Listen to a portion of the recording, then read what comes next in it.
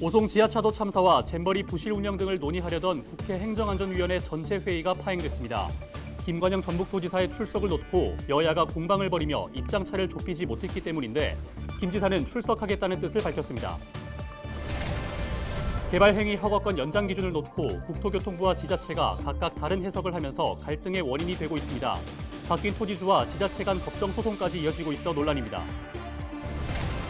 동학농민혁명을 이끈 전봉준 장군이 제78주년 광복절 대기독립유공자 포상에서 제외됐습니다. 전봉준 장군 서훈 불발은 이번이 네 번째로 동학혁명기념관은 서훈 재심을 요청했습니다. 고창군 의회가 결산 검사 의견서를 법정 공개 시한이 2달 넘도록 공개하지 않고 있습니다.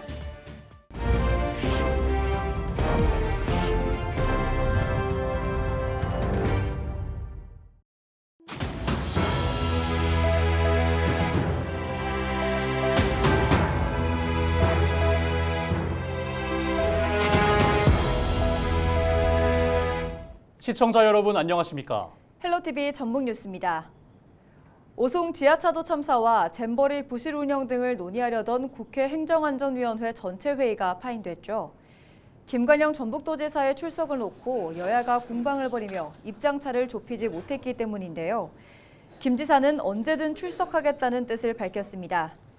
김 지사는 17일 전북 여야 국회의원들과 가진 조찬 간담회에서 어제 행안위 회의 파행이 자신의 출석 때문으로 알고 있다며 언제라도 출석하겠다고 말했습니다. 김 지사의 발언 직접 들어보시죠. 행안위가 파행으로 끝났는데요.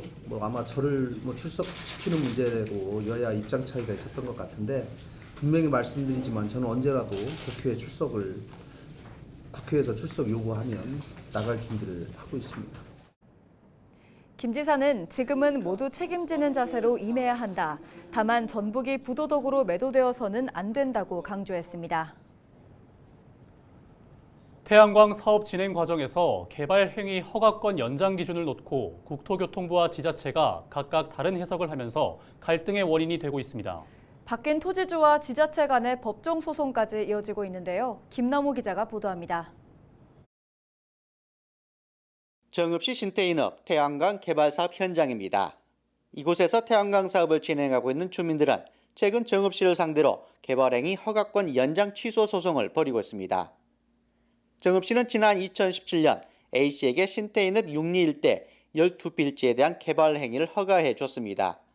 하지만 2019년과 2022년 두 차례에 걸쳐 재연장을 하는 과정에서 바뀐 토지주에 대한 확인 절차는 거치지 않았습니다. 이 지역 토지주들은 당초 개발행위 허가권을 받았던 A씨가 토지를 다른 사람에게 매각한 데다 바뀐 토지주들의 동의를 얻지 않았다며 연장 허가는 부적절하다고 주장하고 있습니다. 정읍시는 개발 행위를 처음 허가해 줄 때는 토지주에 대한 승인 절차가 필요하지만 연장 때에는 의무 절차가 아니라는 입장입니다. 당초에 특정인이 처음 개발행위 허가를 받았으며 이후에 특정인이 토지를 매도하였으나 개발행위 명의 변경을 하지 않았으며 이 건은 소송 중에 있으므로 소송 결과에 따라서 처리할 계획입니다. 하지만 주민들이 최근 국토교통부에 문의한 결과 정읍시와 다른 답변을 받았습니다.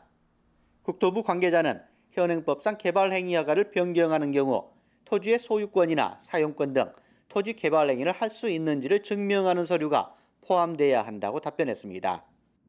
개발 행위 허가를 받은 사항을 변경하는 경우에는 변경 허가 또한 새로운 개발 행위 허가로 보고 허가 여부 등을 검토하여야 할 것이며 개발 행위를 하려는 토지의 소유권 등 변동이 있는 경우라면 해당 토지에 대한 소유권 또는 사용권을 증명할 수 있는 서류를 제출해야 할 것으로 판단됩니다.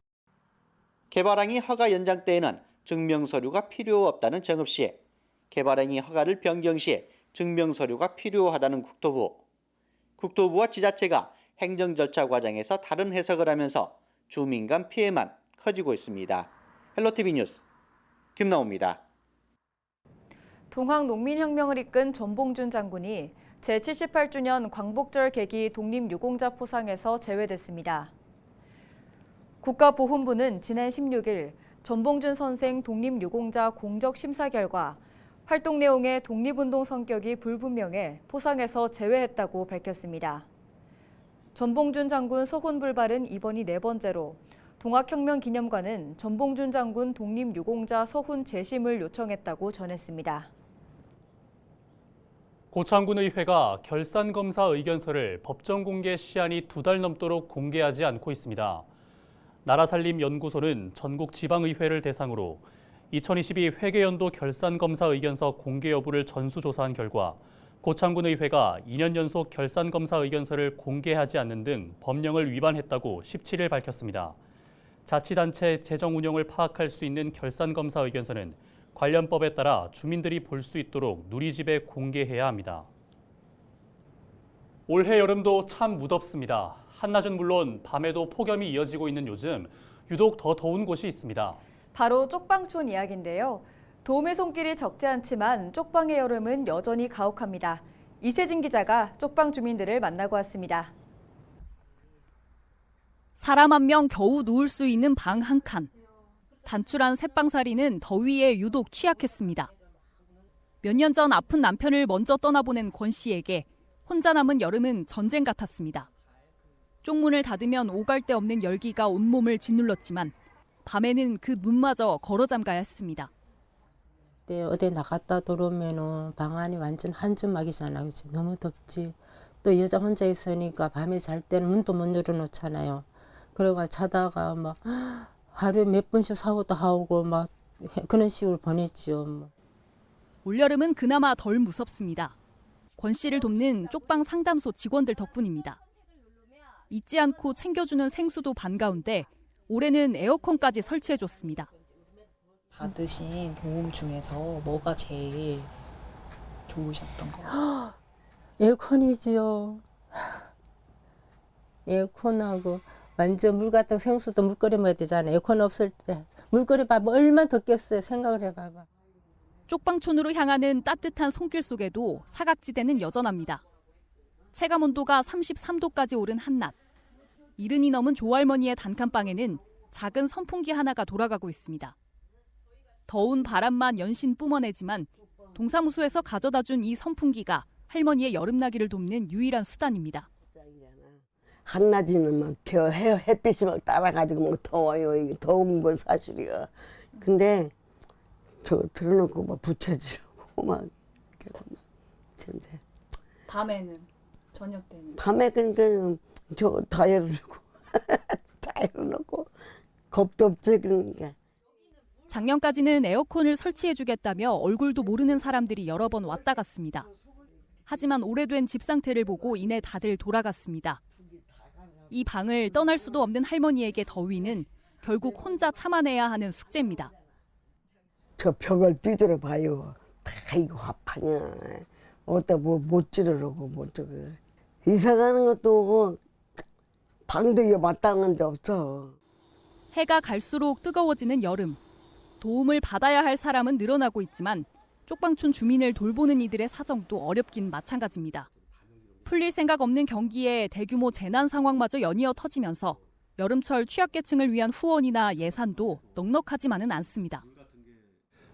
현재 폭염이나 장마 또 그리고 잼버리 문제 때문에 저희들에게 지원해주던 물품들이 그쪽으로 이제 가면서 저희들이 상대적으로 지원을 받지 못하는데 적절한 어떤 그 물품이라든지 식사라든지 이런 것들이 제공되는 데 있어서 굉장히 열악한 지금 상황에 있습니다. 시민들의 어떤 따뜻한 그런 관심이 절실하게 필요한 상황입니다.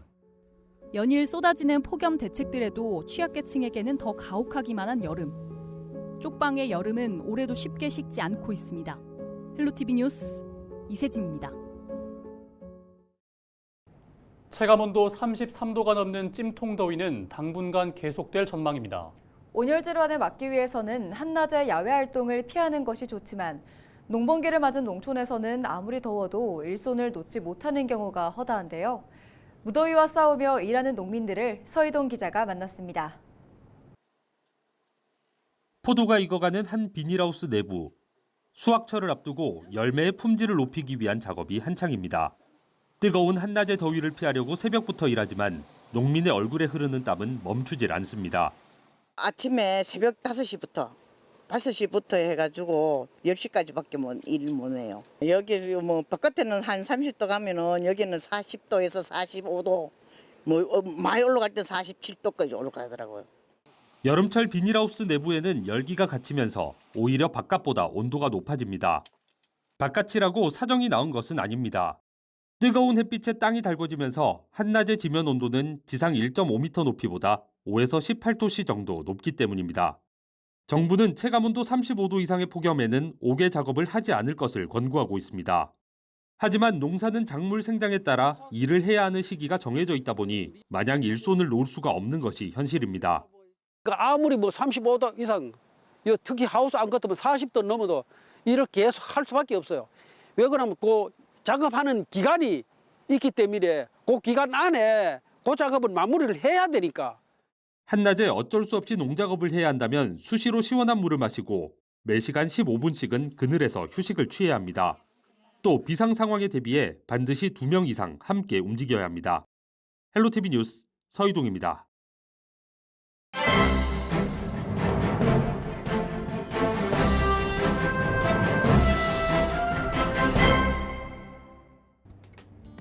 신문 브리핑 전북일보 기사입니다.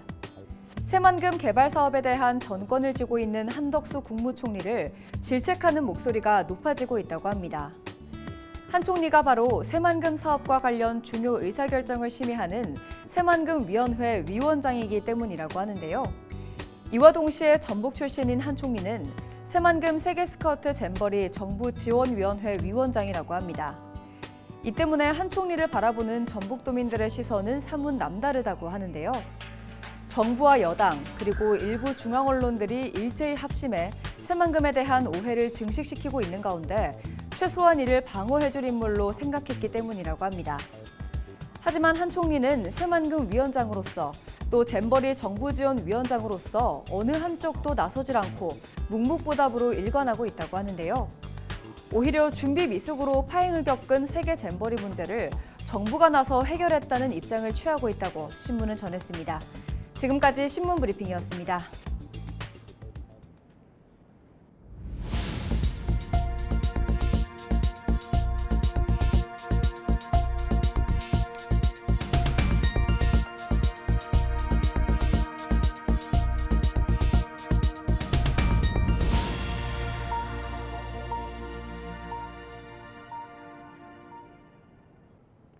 새만금 신공항 백지화 공동행동은 17일 국토교통부 앞에서 기자회견을 열고 새만금 잼버리를 명분으로 예비타당성 조사를 면제한 새만금 신공항 건설공사 입찰을 취소하고 사업을 철회하라고 촉구했습니다. 이들은 아무리 빨라야 2028년에나 완공될 수 있는 공항을 두고 2023 세계 잼버리를 위해 예타 조사를 면제해달라는 전북 정치권의 우롱과 사기에 1조 원에 가까운 국가 예산이 낭비될 상황이라고 주장했습니다. 그러면서 새만금 신공항 사업에 대한 환경 영향 평가가 진행 중이고 이후 환경부와 협의 여하에 따라 건설 여부가 결정됨에도 불구하고 건설업체부터 선정하겠다는 것은 무책임한 일이라고 강조했습니다. 이어 신공항 계획 부지인 수라 갯벌은 새만금 간척 사업으로부터 매립되지 않고 남아있는 마지막 갯벌이자 연안습지라며 이 사업은 기후 붕괴와 생물 다양성 붕괴를 막기 위한 전 지구적인 노력에 위배되는 역행이자 퇴행이라고 비판했습니다. 17일 오전 10시 40분쯤 부안군 괴하면의 한 도로를 달리던 고급 외제차가 가드레일을 들이받고 불이 났습니다. 이 사고로 다친 사람은 없지만 고급 외제차 한 대가 모두 타 소방서 추산 3억 5천만 원의 재산 피해가 났습니다. 소방당국은 우회전하려다 가드레일에 부딪혔고 차량에 불이 붙었다는 운전자의 진술을 토대로 차량 연료가 새면서 불이 난 것으로 보고 있습니다. 2026년 개항 예정인 새만금 신항만과 관련한 학술대회가 김제시청에서 열렸습니다. 김제시와 한국국제상학회, 김제시 항만발전위원회 주도로 열린 학술대회에서는 새만금 신항만 조기 활성화 방안과 선사와 화물 유치 전략, 미래 신산업 발전 방안 등을 주제로 발표와 토론이 열렸습니다. 이날 토론에는 학계 전문가뿐만 아니라 선사와 화물 운송 주선업자들도 참석해 항만 수요와 애로사항과 같은 현장 목소리를 전했습니다. 김제시는 새만금 신항만의 경쟁력 강화를 위한 항만 정책을 개발해 관련 정부 부처에 건의하는 한편 신항만과 연계한 미래 신산업 발전 전략 수립에 나설 방침입니다. 어차피 대형 선사를 유치하기는